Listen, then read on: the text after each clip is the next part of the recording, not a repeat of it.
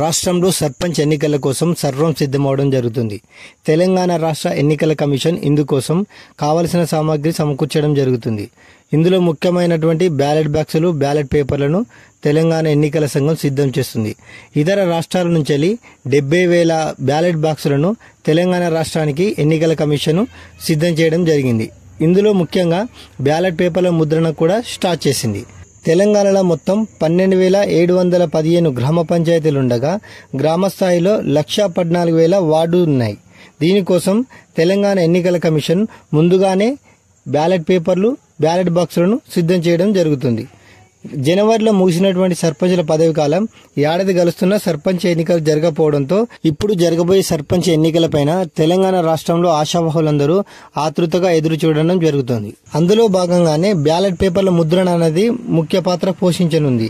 ఈ ఎన్నికలలో సర్పంచుల కోసం పింక్ కలర్ బ్యాలెట్ పేపర్ను, వార్డు సభ్యుల కోసం వైట్ కలర్ బ్యాలెట్ పేపర్ను తెలంగాణ రాష్ట్ర ఎన్నికల సంఘం ఎంపిక చేయడం జరిగింది. ఇందులో సర్పంచ్ ఎన్నిక కోసం 30 గుర్తులను కేటాయించగా వార్డు సభ్యుల ఎన్నిక కోసం 20 గుర్తులను కేటాయించడం జరిగింది. సర్పంచ్ ఎన్నికకు, వార్డు సభ్యుల ఎన్నికకు ముద్రించే బ్యాలెట్ పేపర్ల పైన చివరన నోటా గుర్తును ఖచ్చితంగా ముద్రించనున్నట్టు ఎలక్షన్ కమిషన్ తెలపడం జరిగింది. అలాగే సర్పంచ్ ఎన్నిక కోసం 30 గుర్తులను కేటాయించగా అందులో 30 గుర్తుల గురించి ఒక్కసారి తెలుసుకుందాం. మొదటగా సర్పంచ్ ఎన్నిక కోసం ఉపయోగించే గుర్తులు: ఉంగరం, కత్తెర, cricket bat, football, handbag, TV remote, toothpaste, పాన, చెత్త డబ్బా, బ్లాక్ బోర్డ్, బెండకాయ.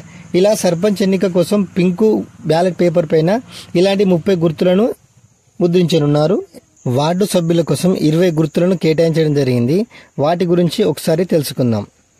Gown, gas stove, stool, gas cylinder, బీరువా, ఈల, కుండ, డిష్ యాంటెనా, గరిట, గాజు గ్లాసులు.